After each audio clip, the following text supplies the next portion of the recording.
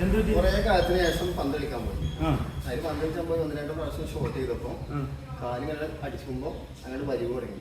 അപ്പം രണ്ടാമത് പിന്നെയും പോയി. അതിന് പോയതിന് ശേഷം പിന്നെ ഇതിനെ കടിച്ചിങ്ങനെ വീങ്ങി വരും.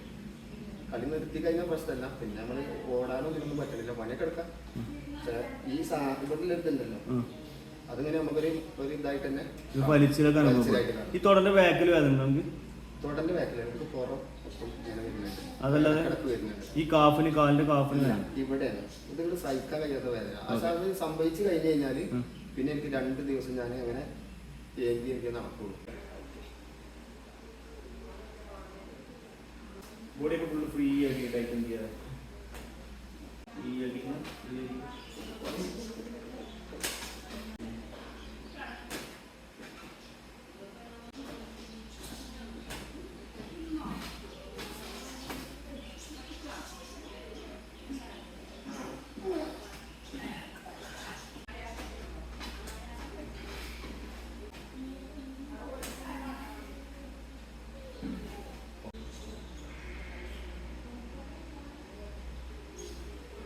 ഇപ്പൊ എനിക്ക് ആ പുടുത്തോ വേദന എന്തെങ്കിലും സംഭവിക്കണോ? ഇതിപ്പോ എത്ര ഇങ്ങനെ തുടങ്ങിയിട്ട്?